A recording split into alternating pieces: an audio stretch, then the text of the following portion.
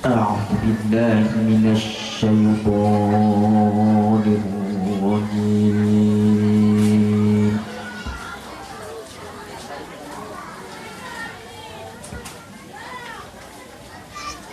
بسم الله الرحمن الرحيم.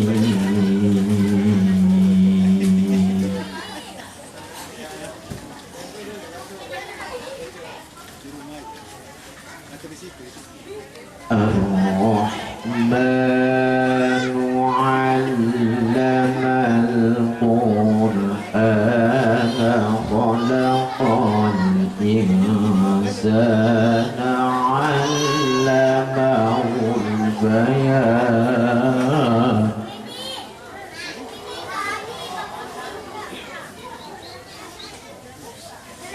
الشمس والقمر بحسبان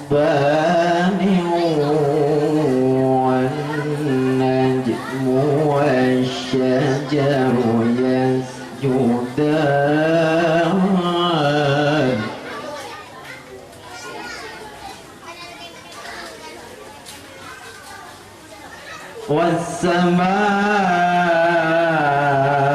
والسماء رفعها ووضع الميزان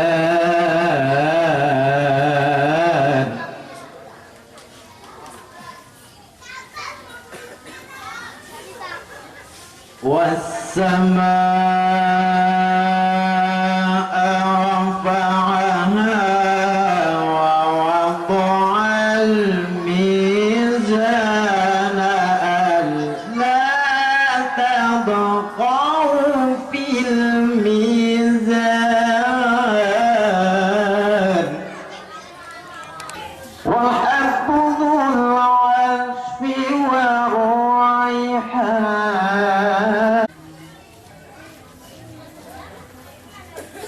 والحب ذو العصف أي آلاء ربان فبأي آلاء ربكما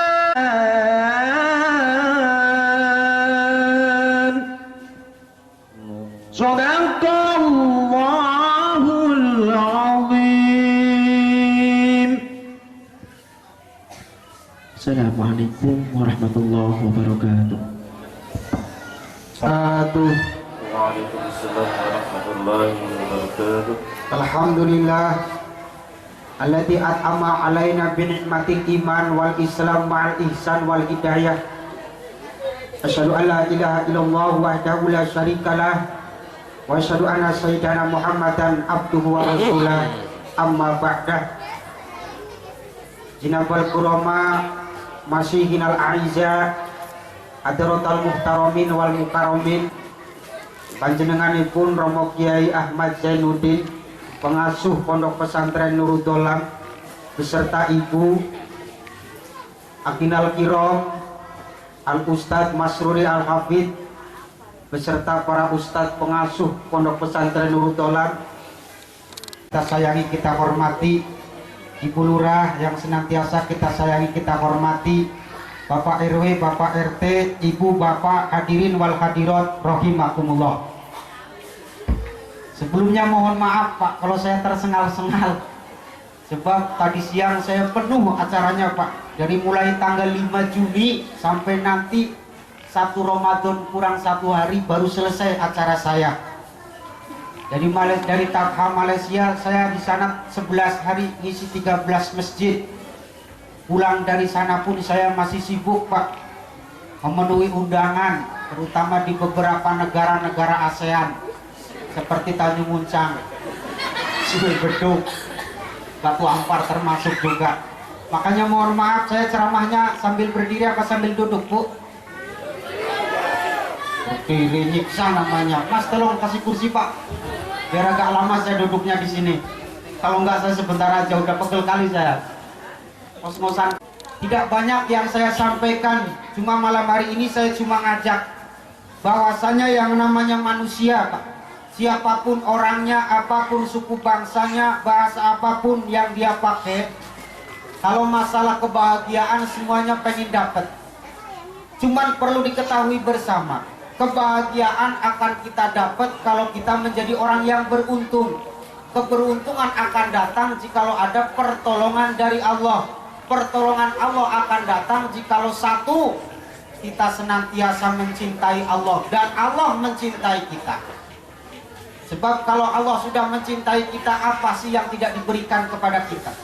Yang kedua, pertolongan Allah akan datang jikalau kita punya rasa takut kepada Allah Subhanahu wa Ta'ala. Cuma dua itu saja yang ingin saya sampaikan. Satu, tanamkan rasa cinta. Dua, tanamkan rasa takut. Cinta terhadap Allah, tanamkan rasa takut. Yang pertama, cinta terhadap Allah artinya cinta terhadap Rasulullah. Cinta terhadap Rasulullah artinya cinta terhadap Islam. Cinta terhadap Islam harus dibuktikan. Gombal kalau orang ngomong cinta Islam tapi gak ada buktinya. Apa bukti cinta Islam? Ada dua. Yang pertama, sanggup hidup menjalankan syariat ajaran agama Islam. Yang kedua, berani berjuang, rela berkorban untuk kepentingan Islam. Satu apa Ibu? Berani hidup menjalankan syariat ajaran agama Islam. Masalahnya begini, kadang-kadang ngakunya cinta Islam, tapi syariat ajaran agama Islam nggak pernah dipakai. Ngaku cinta Islam, KTP-nya Islam, sholat subuh enggak, sholat zuhur enggak, sholat asar enggak, sholat maghrib enggak, sholat isya enggak, giliran sholat idul fitri paling depan. Batu Haji masih banyak yang seperti itu. Kalau Batu Merah 100% saya yakin sama. Ini masalah juga. Bu, saya mau nanya, terutama ibu-ibu Pak, kalau sholat idul fitri dilaksanakan di lapangan, karena saya jadi khutbah terus, sering jadi khotib saya kalau idul fitri, yang namanya ibu-ibu ini paling sibuk Pak. Belum subuh sudah pada lari-lari ke lapangan, bawa tikar lusuh sama koran bekas. Begitu ditanya sama ustadznya, Bu, ngapain ke lapangan? Cari kapling Pak, takut nggak kebagian sholat id. Nggak sholat subuh? Enggak, subuh mah besok juga ada lagi. Nggak bisa seperti itu. Ini perhatian ibu-ibu. Bu, tolong jawab. Sholat subuh hukumnya apa Ibu? Wajib. Sholat idul fitri hukumnya? Tahu Pak. Yang wajib, yang pokok ditinggalkan, yang sunnah diutamakan. Ini kan maaf-maaf persis seperti ibu punya suami biar ganteng pakai jas, pakai dasi, saya ke bawahnya nggak pakai celana. Apa nggak balapan sama dasinya? Pikirkan dengan baik Bu, jangan diulangi lagi. Heran saya mah, ngakunya cinta Islam tapi tidak mau menjalankan syariat ajaran agama Islam. Yang kedua, bukti cinta Islam harus dibuktikan rela berkorban, berani berjuang untuk kepentingan Islam.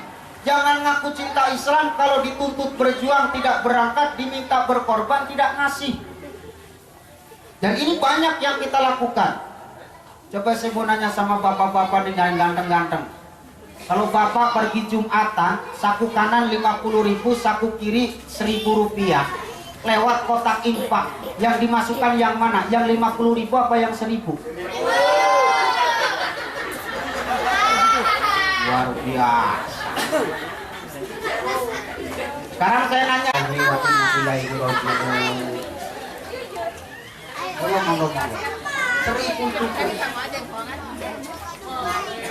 Gimana mau dikatakan cinta Islam? Kalau saku kanan 50.000, saku kiri 1.000, yang masuk kotak infak 1.000. Coba Bu sekali-kali ngikutin istri saya. Kalau istri saya alhamdulillah nggak pernah ngasih 1.000, paling banter 2.000. Coba ibu bapak ingat-ingat dulu waktu masih muda, pertama ketemu sama istri, ketemu sama calon suami, sikap dan tingkah lakunya lain Pak. Apa? Yang pertama, orang cinta itu sering menyebut namanya. Artinya orang yang cinta Allah sering menyebut nama Allah melalui zikrullah.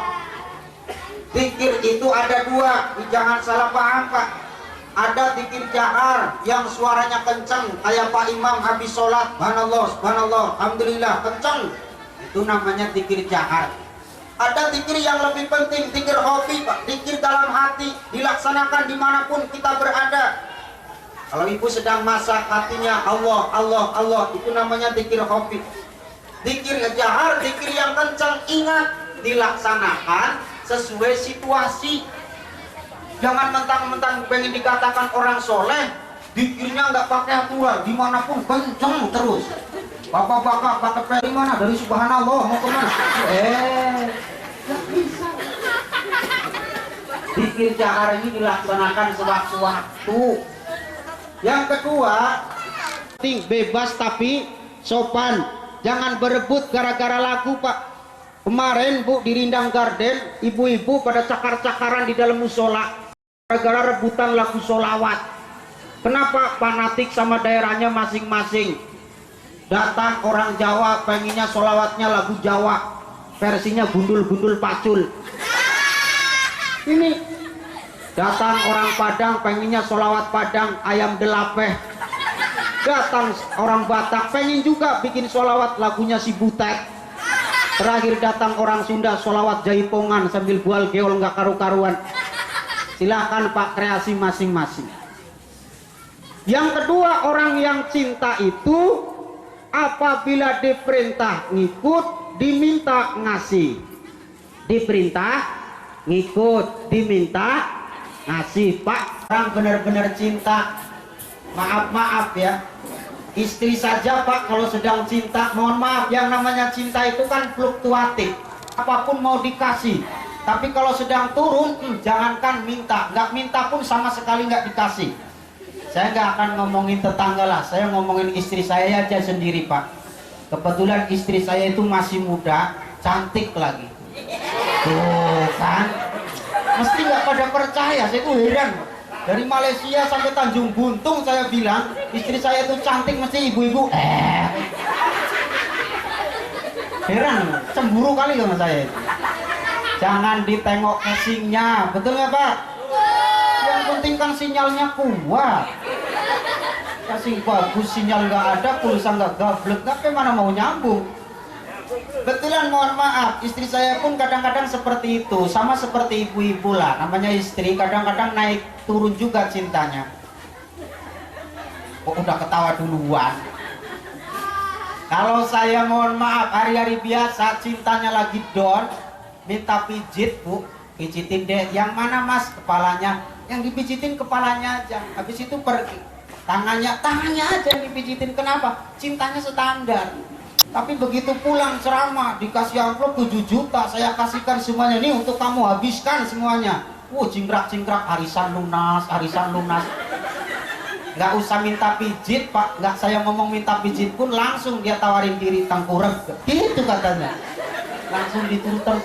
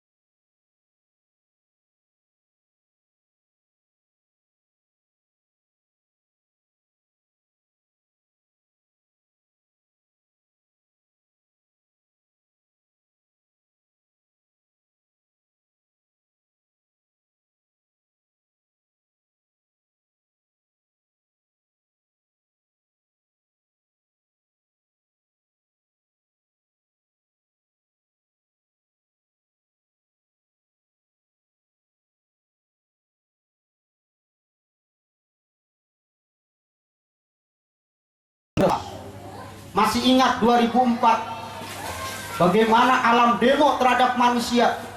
Air laut naik, dia ke darat, tsunami namanya. Di Aceh ratusan ribu orang meninggal dunia. Pertanyaannya, adakah yang sanggup nahan tsunami? Sama sekali tidak ada. Kalau ada, nak, cari profesor yang paling botak, suruh duluan. Biar hancur botaknya. Sombong. Orang Jawa, ada nggak orang Jawa? Wonten tiang Jawi. Ingat, orang Jawa sudah diperingatkan oleh Allah. Merapi demo, meletus, mengeluarkan awan panas. Setiap yang dilewati awan panas, pepohonan tumbang jadi arang, manusia tinggal tulang belulang. Masih adakah yang sanggup nahan Merapi, Pak Bu? Marijan, Bang Marijan udah lewat, udah tewas, udah dikubur, udah kumpul sama Mbak Surip di kuburan sana. Kata Mbak Surip, tenang Marijan, nanti ku gendong kemana-mana, gitu katanya. Ini Pak, makanya hati-hati sampai, jangan duakan Allah. Yang kedua, jangan duakan Muhammad Rasulullah. Dengan apa? Dengan apapun, siapapun yang ngaku jadi nabi setelah Nabi Muhammad, wajib hukumnya untuk ditolak mentah-mentah. Biar dia datang ke Batu Merah, tinggi besar, jenggotnya nyangsar ke tanah, pakai sorban 3,5 meter, kemana-mana bawa tasbih sebesar-besar kelapa. Kalau ngomong dipasai-pasain, abolu. Ngaku jadi nabi, jangan dipercaya. Sekali lagi, jangan Maaf, ini generasi kita Pak, anak-anak kita, tantangan akidah sungguh sangat luar biasa. Allah sudah memperingatkan dalam Al-Quran, Bismillahirrahmanirrahim, la yaji'u yaumul kiamati hatta yakrubat dajaluna ila salasina. Kiamat itu tidak akan terjadi sebelum di permukaan bumi ini muncul dajjal, orang-orang yang ngaku jadi nabi, ila salasina, nyampe 30 orang. Ini masih saya kaji Pak, apakah 30 orang itu muncul sekaligus? Kalau muncul sekaligus, yang paling repot mungkin kita. 30 orang nabi muncul di Batam, gempar Pak. Ada Nabi Tiban, Nabi Sekupang, Nabi Batu Haji, mungkin yang paling jelek Nabi Kampung Becek. Udah kampung becek lagi, mana-mana nabinya kalau ceramah pakai bot. Ini mohon Pak, sejak kapan, perlu tahu historis, sejak kapan orang mulai ngaku jadi nabi? Sejak Nabi Muhammad masih hidup, udah ada yang ngaku nabi, namanya Musailamah Al-Kadzdzab. Catat baik-baik, ternyata yang ngaku jadi nabi bukan hanya Musailamah, tapi termasuk istrinya pun ikut-ikutan jadi nabi. Makanya hati-hati ibu, mendekati hari kiamat yang ngaku jadi nabi bukan hanya bapak-bapak, termasuk ibu-ibu. Kita masih ingat Pak peristiwa Musadek. Musadek ini sebenarnya mantan pemain basket, nggak ada kerjaan, ngaku dia jadi nabi. Naik ke atas bukit 3 hari 3 malam, ngomong dapat wangsit, dapat bisikan, saya nggak tahu dari siapa bisikan itu, turun jadi nabi. Sayangnya begini, Musadek itu bukan tamatan SD, orang intelek Pak, tahu Quran sedikit, tahu hadis sedikit. Orang intelek menyesatkan, maka yang disesatkan rata-rata orang intelektual. Gak ada umatnya Musadek itu tamatan SD, rata-rata mahasiswa, dosen, pasca sarjana. Coba apa nggak ngeri Pak, direkrut oleh Musadek. Cuman alhamdulillah Musadek sekarang sudah taubat. Gara-garanya sepele, berdebat sama seorang Kiai NU, Kiai Said Akhil Siroj, kalah debatnya, langsung dia taubat. Makanya dalam catatan sejarah dunia itu, baru tahun itu ada nabi dikalahkan sama kiai di Jakarta sana. Kiainya Kiai Akhil Siroj, nabinya Nabi Musadek. Hebat Pak Kiai NU ini, bisa mengalahkan nabi. Yang kedua, tetangga saya di Bandung, namanya Sayuti, rumahnya belakang pasar di pojokan. Kerjaannya tukang potong rambut, bahasa Inggrisnya tukang cukur. Ngaku jadi nabi, bukan hanya sholatnya sampai syahadatnya diganti. Coba ibu-ibu, kalau kita umatnya Nabi Muhammad, syahadatnya gimana? Asyhadu alla ilaha illallah wa asyhadu anna Muhammadar Rasul. nabinya Sayuti diganti. Asyhadu alla ilaha illallah wa asyhadu anna Sayuti belakang pasar Rasulullah. Apa enggak sekalian RT RW-nya ditempelin di situ? Jangan anggap remeh, Pak. Ternyata benar terjadi, bukan hanya kaum laki-laki, kaum perempuan pun ikut menyesatkan. Terbukti di Jakarta bukan hanya udah muda, dan nenek-nenek ngaku jadi, mohon maaf, bukan jadi nabi, ngaku malaikat. Masih ingat nenek-nenek ngaku malaikat, namanya siapa ibu? Lia Eden yang sekarang jadi Lia Eden. Ngaku malaikat Jibril, ditangkap sama polisi, di penjara 2 tahun. Saya bilang sama ibu-ibu di Duta Mas kemarin, nanggung ya Bu, kenapa Pak Ustadz? Lia Eden waktu ditangkap ngakunya malaikat Jibril, coba waktu ditangkap di penjara ngakunya malaikat Ijroil pencabut nyawa. Saya yakin pulang pengajian pada syukuran sama suaminya. Alhamdulillah ya Pak, kenapa? Tahun ini gak ada yang mati. Loh emang kenapa? Malaikatnya lagi di penjara. Dalam kesempatan baik ini saya hanya ingin ngajak, ayo yang merasa punya salah, punya dosa, cepet-cepet pada tobat. Kenapa saya bahas tobat? Tapi justru yang diperintahkan oleh Allah, kita suruh mengaplikasikan isi sholat, menerjemahkan, mengamalkan isi sholat dalam kehidupan sehari-hari. Gimana kita mau mengamalkan isi sholat kalau kita nggak tahu isinya? Banyak orang yang cuma sekedar bisa ruku, bisa sujud, tapi sedikit orang yang bisa mengamalkan ruku dan sujudnya. Ayo kita nyenggol-nyenggol masalah sholat, pelajari sholat pada malam hari ini, terutama tobat. Maaf.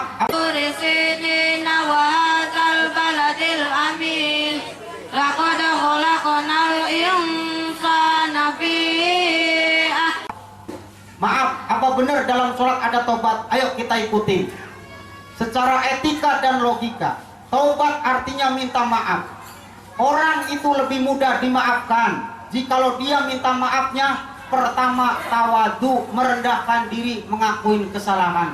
Insya Allah lebih cepat dimaafkan ketimbang orang yang datang songong, sombong, takabur, minta maaf, saya yakin gak dimaafkan. Coba ibu, mentang-mentang ibu miskin, bapak miskin, tetangga bapak orang kaya, begitu lebaran datang, sepatu nggak dilepas, tolak pinggang, sombongnya minta ampun, minta maaf sama ibu bapak, ngomongnya kata-katanya kasar. Kalau nggak hari lebaran kayak gini, najis amat aku ke rumahmu, aku ini kan orang kaya, kamu kan miskin, tolong maafkan aku, nih cium tangan aku. Kira-kira dimaafkan nggak Bu? Dimaafkan nggak?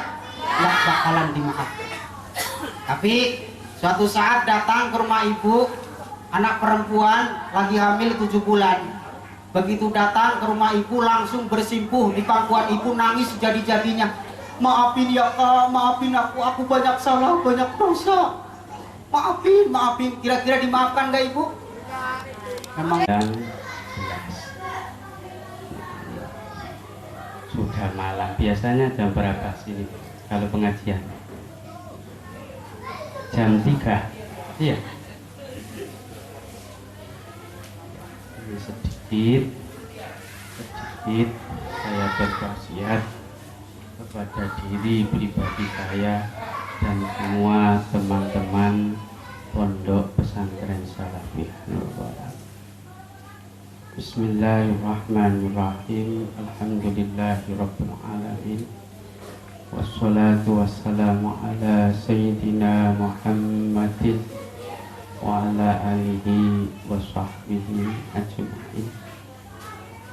Penghormatane idem yang di atas, saya berpesan bahwasannya apa yang disampaikan oleh Romo Yai sinten asmanipun Rasudin, kunci semua adalah agar semua kita menjadi orang yang berbahagia di dunia. Kuncinya hanya satu, yaitu mengikuti Rasulullah Sallallahu Alaihi Wasallam. Karena kita semua tidak kenal langsung dengan Rasulullah, maka kita harus mencontoh Rasulullah dari kata-kata atau tingkah para ulama sebagai pewaris Rasulullah. Itu penting. Terus ulama bukan hanya sekedar ulama, harus ulama yang keilmuannya mempunyai mata rantai yang jelas sehingga bersambung sampai Rasulullah, bersambung sampai malaikat Jibril, bersambung sampai Allah Subhanahu wa Ta'ala. Contoh yang mudah saja seperti Romo Kiai Masruri, sanes santri kula niku teman ngaji saya. Seperti Kiai Masruri mendapatkan ilmunya dari Kiai Anwar Sirat. Kiai Anwar Sirat dari gurunya Syekh Juweni. Syekh Juweni dari gurunya Syekh Hasyim Asy'ari, muassis atau pendiri Nahdlatul. Sementara Syekh Hasyim Asy'ari dari gurunya yang bernama Syekh Mahfud Syekh Mahfud dari Syekh